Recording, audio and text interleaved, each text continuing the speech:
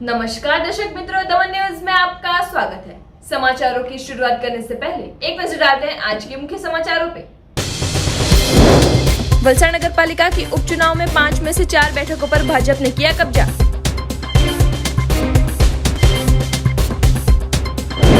दमन रिंगणवाड़ा में कई कंपनियों द्वारा प्रदूषित फैलाए जा रहे कचरे को लेकर मंडरा रहा है लोगों के आरोग्य पर खतरा।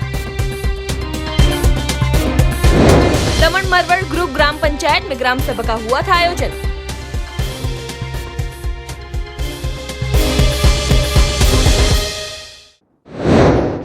अब समाचार विस्तार से। वलसाड में नगर पालिका की 5 बैठकों की मतगणना शांतिपूर्ण माहौल में हुई संपन्न। 4 बैठकों पर भाजपा ने लहराया भगवा।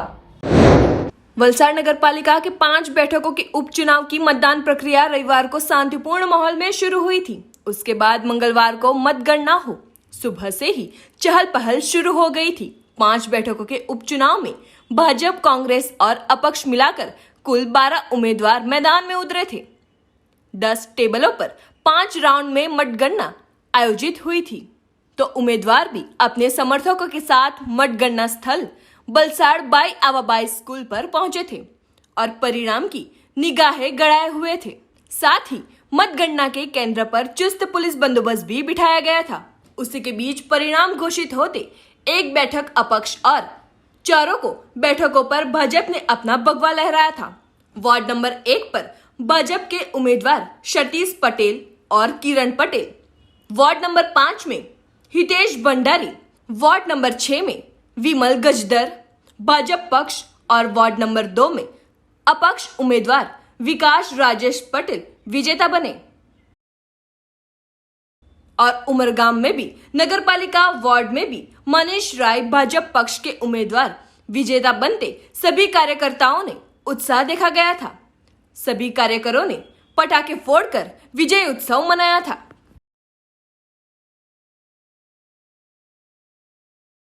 ભારતીય જનતા પાર્ટીના સંગઠને અમારા પર જે વિશ્વાસ મૂકી અમને જે ટિકિટ આપી તેના માટે અમે ભારતીય જનતા પાર્ટીના સંગઠનને હું એમનો આભાર માનું છું ને અમારા પર જે વિશ્વાસ મૂક્યો તે બદલ હું એમનો આભાર માનું છું। લોકોની અપેક્ષાઓમાં હું મતદારો વોર્ડ નંબર 1ના મતદારોએ જે મને સહકાર આપ્યો છે તેના માટે તમામ મતદારોનો હું આભાર વ્યક્ત કરું છું। આગામી કાર્યક્રમમાં હું મતદારોનો વિશ્વાસ જીતવા માટે હું સંપૂર્ણપણે એ લોકોના જે બી કંઈ કાર્ય હશે તેમાં સહભાગી થઈ પૂર્ણ કરવા હું વિશ્વાસ મૂકું છું।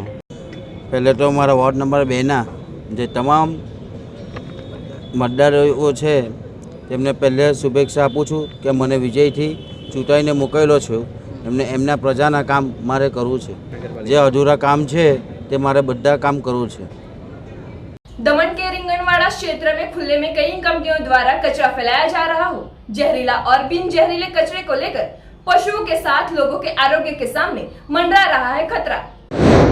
संघ प्रदेश एक औद्योगिक नगरी है। यहाँ हजारों कंपनियां आई हुई है जिसमें अलग अलग चीजें बनाई जाती है।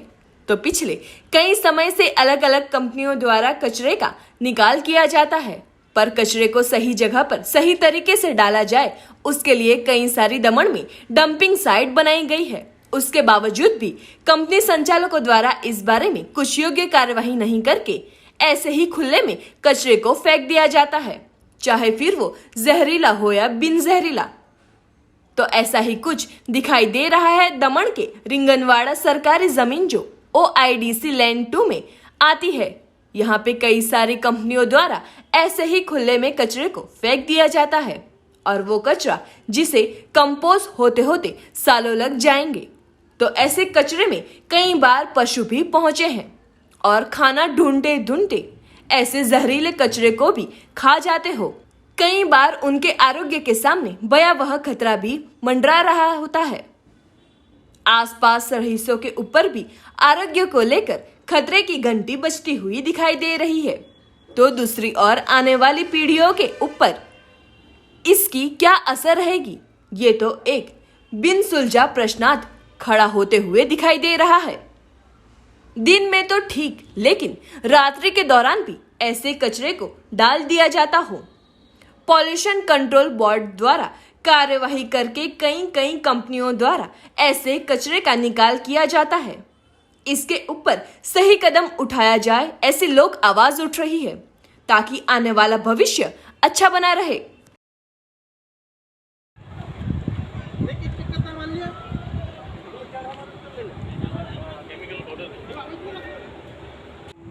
ये देखिए तो बॉक्स भरा हुआ है, दिख रहा है अपने को, ऐसा वर्जन है। तो खोल के दिखाता हूँ। हाँ ये देखिए,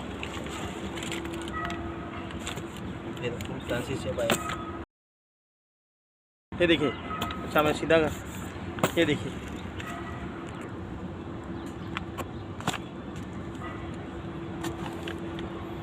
ये देखिए ને હમણાં જે આપણે એરિયામાં ઊભેલા છે એ ઈંગણવાડા ગામ છે અને આ ઓઆઈડીસી લેન્ડ 2 જે કે સરકારી પ્રોપર્ટી ગણવામાં આવે તે લેન્ડ પર આપણે ઊભેલા છો ને આજે જેટલો બી પ્લોટ આપણે પછાડી કવર કર્યો એમાં તમે જુઓ એ બી સરકારી જમીન છે ને એ નારાને લાગતી વરગતી જમીન છે, ગવર્મેન્ટ સ્ટ્રીમ કહેવામાં આવે એને। ત્યાંથી સોમનાથ મંદિરની પછાડવાળું જે નારું છે તે ત્યાં કનેક્ટ થઈ, ત્યાં તમે જુઓ કે કેટલો ઝેરીલો પદાર્થ છે, બધો કેટલા બધા ઝેરીલા પદાર્થ છે જે આપણી આવનારી પેઢીઓને ખૂબ જ નુકસાન પહોંચાડશે। અને આ તમે નીચે પણ જુઓ, બરાબર, એમાં તમે જુઓ કે આ વસ્તુને લગભગ કમ્પોસ્ટ થતા, કમ્પોસ્ટ એટલે કે આ નુકસાનદાયક બિન નુકસાની બનતા એને હજારો વર્ષ નીકળ્યા છે। હવે આ વસ્તુની ભરપાઈ અને આ વસ્તુની જવાબદાર કોણ, એનો ભોગ કોણ બનશે? સરકાર નિષ્ફળ રહી છે ન તો પછી આમાં કચરા માફિયા આપણે કહી શકીએ। કચરા માફિયા મારા ગામવાળા તરફથી મને જાણકારી મળી છે કે લગભગ અમારા યુવા લોકો કોઈ છે જે 5,000 3,000નું ભાડાના ચક્કરમાં આ બધો હઝાર્ડિયસ વેસ્ટ આટલા આવીને ખાલવી જાય છે, આજુબાજુની કંપનીઓમાંથી પણ ખાલવી જાય છે। આ બધું આ રીતે ડિસ્પોઝ નહીં કરી શકે। આ તમે સમજો 2-5 હજાર રૂપિયાના માટે આપણા ગામના ભવિષ્ય અને દેશના ભવિષ્ય સાથે રમત ન રમો। नानी दमन मरवड़ ग्रुप ग्राम पंचायत में महात्मा गांधी जी की जन्म जयंती के उपलक्ष्य में ग्राम सभा का आयोजन हुआ था। नानी दमन मरवड़ ग्रुप ग्राम पंचायत में महात्मा गांधी जी की 152वीं जन्म जयंती के उपलक्ष्य में ग्राम सभा का आयोजन किया गया था, जिसमें विविध मुद्दों के बारे में चर्चा की गई थी। ग्राम सभा में बड़ी संख्या में गांव के लोग उपस्थित रहे थे, साथ ही गांव के सरपंच, उप सरपंच, जिला पंचायत अध्यक्ष, ब्लॉक डेवलपमेंट ऑफिसर सहित विविध विभागों से अन्य प्रशासनिक अधिकारियों की उपस्थिति रही थी। इस मौके पर उमेश पटेल ने सभी प्रशासनिक अधिकारियों को आड़े हाथ लेते उनके सामने मरवड़ ग्राम पंचायत की कई समस्याओं को उजागर किया था। હવે ઉમેશભાઈને દમણ પ્રશાસન તરફથી હું કામ કરવામાં આવે, હું નથી કરવામાં આવતા, એ બધું જ તમને લોકોને એકદમ સારી રીતે માહિતી આપી। પણ અહીંયા જેટલા પણ લોકો બેઠેલા છે, ગ્રામજનો છે, બહુ સમજદાર ને બહુ સારા છે।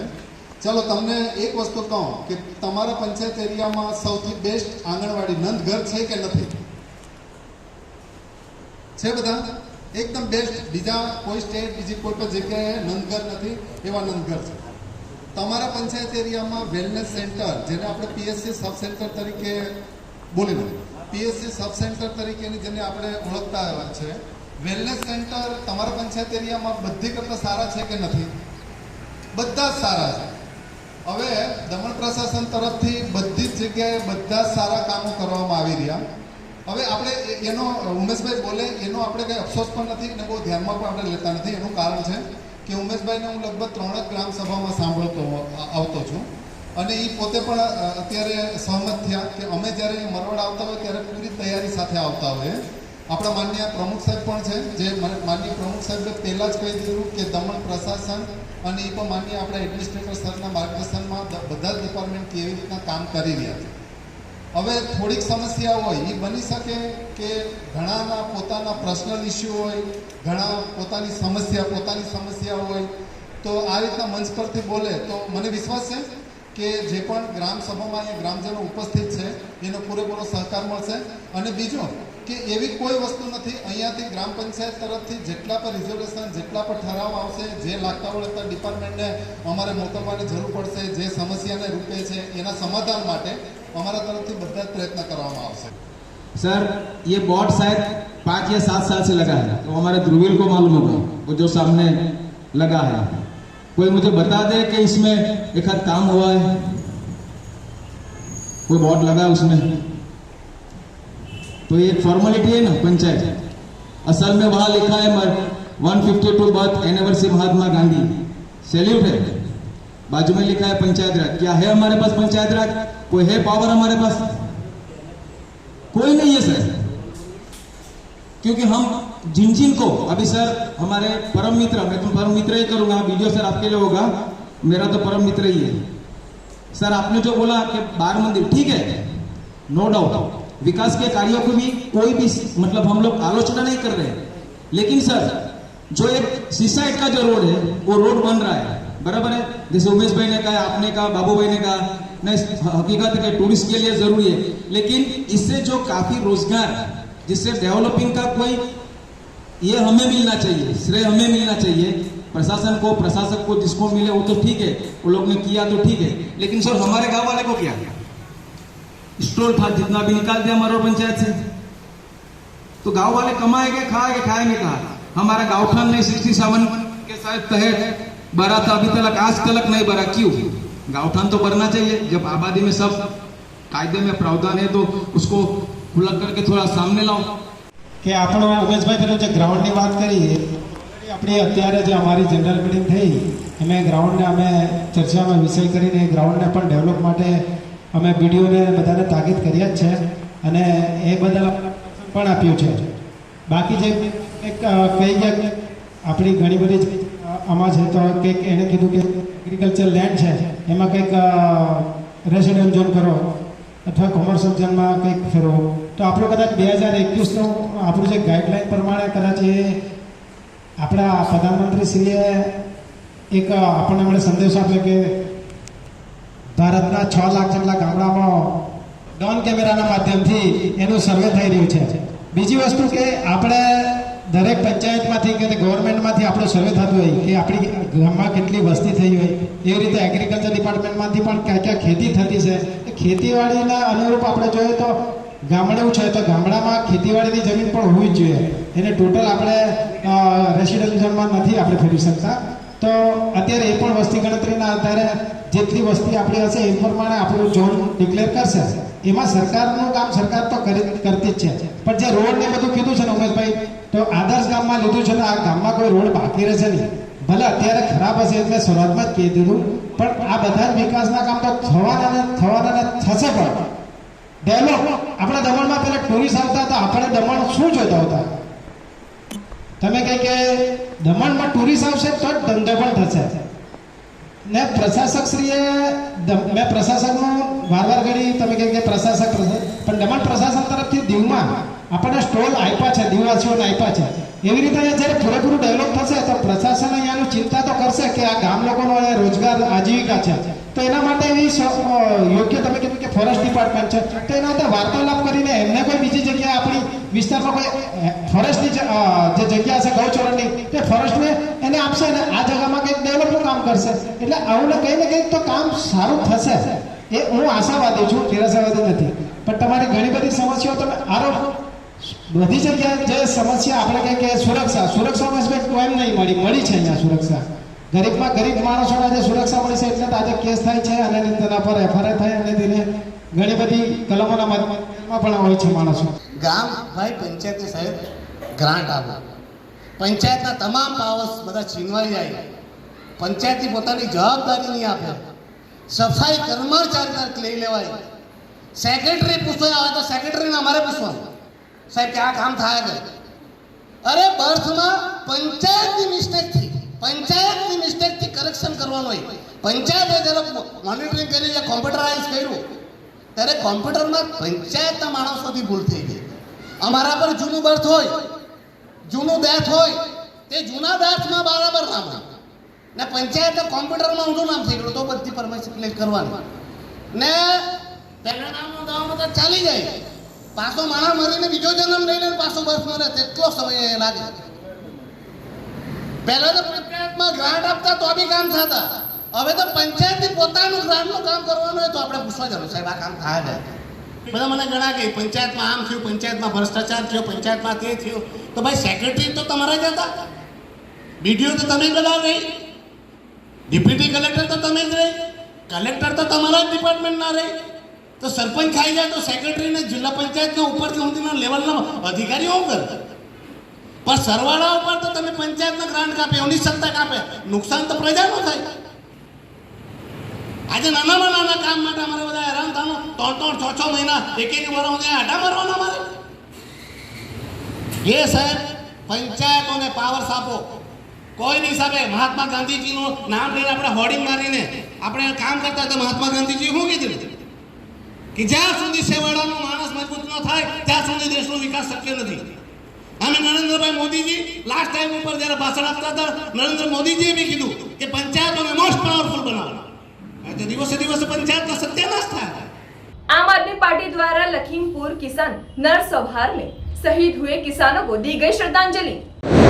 सोमवार को लखीमपुर में आंदोलन कर रहे किसानों पर भाजपा के केंद्रीय गृह राज्य मंत्री अजय मिश्रा के नबीराओं द्वारा कार चढ़ाकर हमला करके 8 किसानों को मौत की नींद सुला दिया गया था। तो इस अमानवीय कृत्य के सामने विरोध दर्ज करने और शहीद किसानों को आम आदमी पार्टी द्वारा श्रद्धांजलि दी गई, जिसमें बलसाड़ जिला प्रमुख जीतूभाई देसाई, वापी तहसील प्रमुख सुभाष यादव, उमरगाम शहर प्रमुख जिग्नेश भाई, जिला तहसील के होद्देदारों और कार्यकर्ता उपस्थित रहे थे। संघ प्रदेश सिलवासा में राजस्थान समाज ने केंद्रीय मंत्री अश्विनी वैष्णव का किया सम्मान। सिलवासा में राजस्थान समाज ने केंद्रीय रेलवे संचार मंत्री अश्विनी वैष्णव का स्वागत करते हुए ट्रीट रिसोर्ट में सम्मान कार्यक्रम आयोजित हुआ था।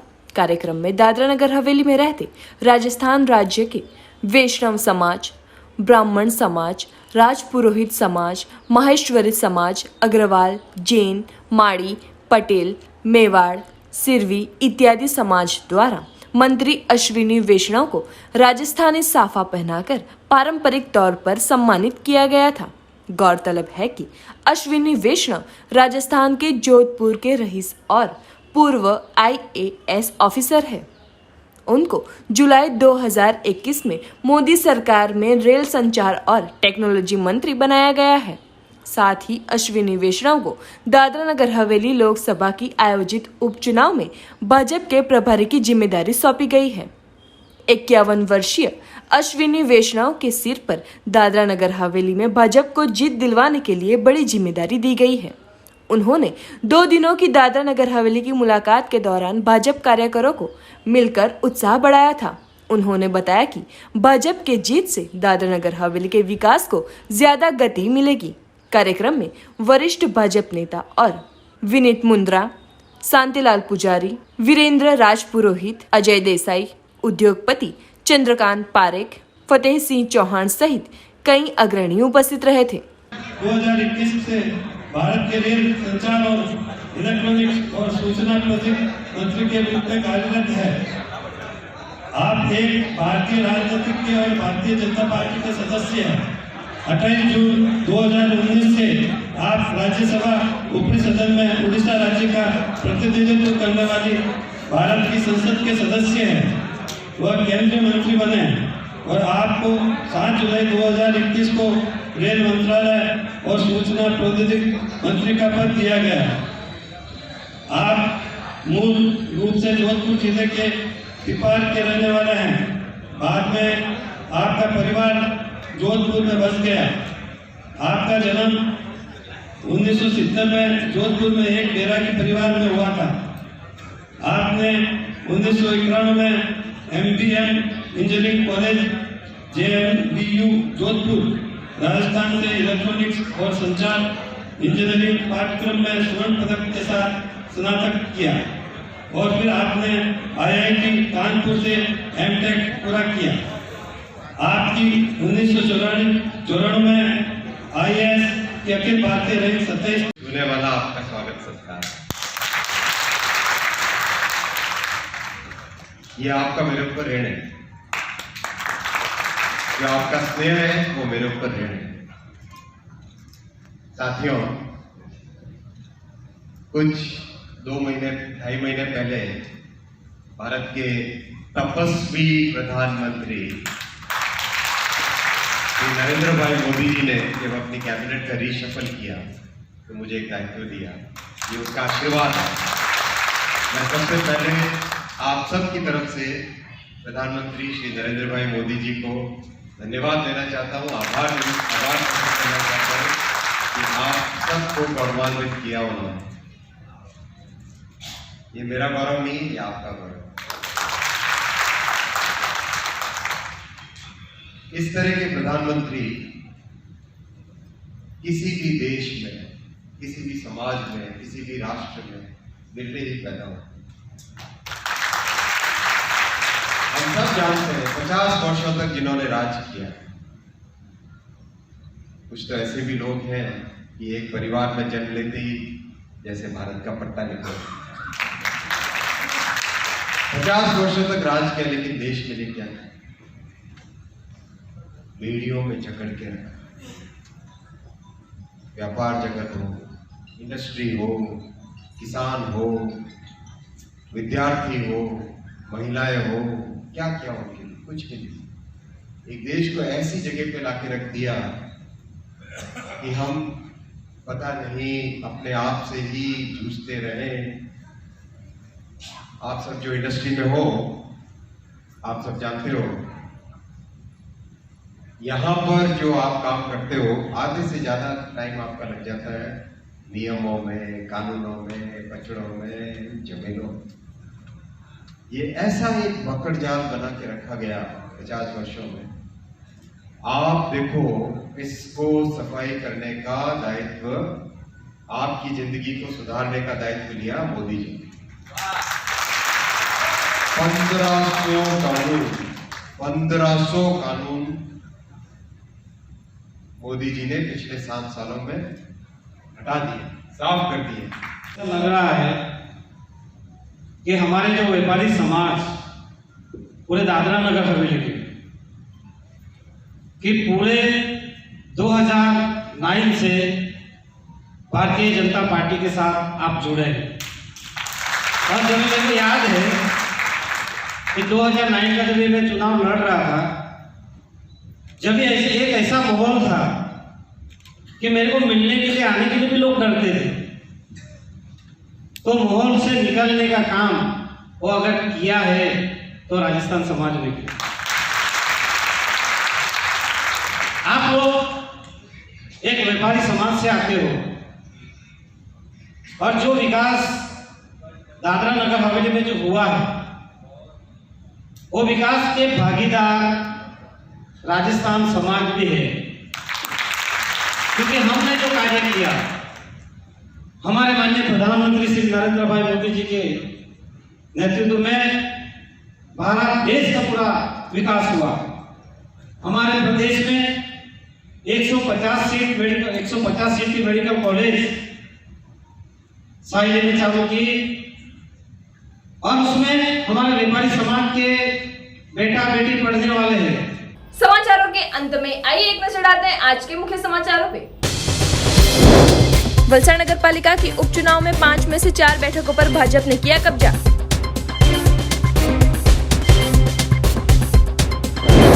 दमन रिंगणवाड़ा में कई कंपनियों द्वारा प्रदूषित फैलाए जा रहे कचरे को लेकर मंडरा रहा है लोगों के आरोग्य पर खतरा। दमन मरवड़ ग्रुप ग्राम पंचायत में ग्राम सभा का हुआ था आयोजन।